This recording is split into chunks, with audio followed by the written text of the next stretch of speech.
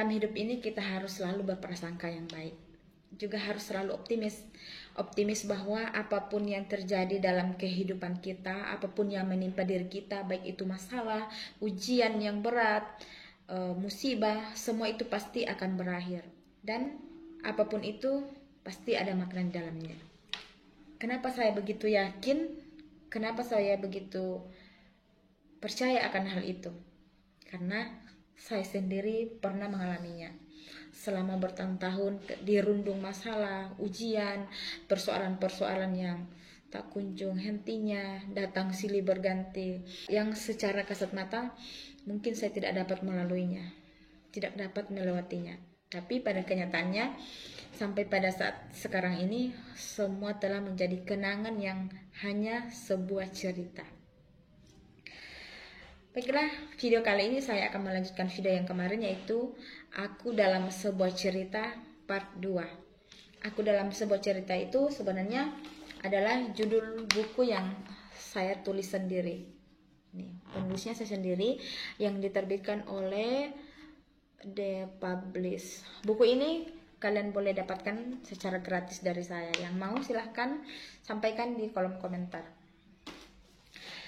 Aku dalam Sebuah Cerita adalah buku yang saya tulis sendiri ketika saya dirundung masalah, ketika ujian yang begitu berat menghampiri saya, ketika saya tidak mampu, ingin meluapkan semuanya, saya ingin teriak, namun saya tidak dapat melakukannya. Akhirnya saya mengambil buku, pulpen, dan saya mencoba memejamkan mata, kembali mengingat memori yang telah terjadi pada saya. Akhirnya saya tulis, dan itu menjadi keseharian saya, menjadi kesibukan saya. Nah, dari berbagai persoalan yang saya hadapi itu, akhirnya semua berubah menjadi baik-baik saja. Sama seperti yang saya alami sekarang. Meskipun kehidupan kita biasa-biasa saja, namun tidak terlalu banyak persoalan itu, kita sudah sangat syukuri. Padahal waktu itu saya sudah bekerja, saya sudah memiliki gaji, tapi itu tidak menjamin bahwa permasalahan tidak menghampiri saya, tidak menghampiri orang-orang.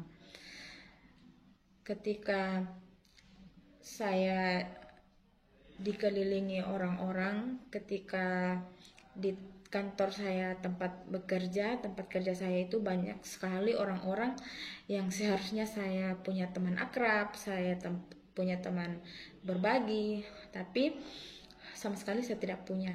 Yang saya lakukan hanya datang pagi, duduk, diam, dan kembali pulang. I'm not happy, I am sad, I am angry, I cry. Itulah yang terjadi pada keseharian saya. Yes, life. Begitulah perjalanan hidup ini. Mendung tak selamanya mendung. Kemarau berkepanjangan itu pasti akan berubah menuju hujan. Gelap yang berkepanjangan membuat suasana sepi. Ketika tengah malam pasti akan menuju ke terbitnya matahari. Jadi kita harus selalu optimis bahwa hidup ini harus kita nikmati, harus kita jalani. Jangan berlarut-larut, jangan terhanyut pada persoalan yang ada. Mari kita mempelajari persoalan, kita memahami apa yang terjadi pada diri kita mencari solusinya, kita renungkan, kita memperbaiki diri, dan insya Allah semua pasti akan ada jalannya.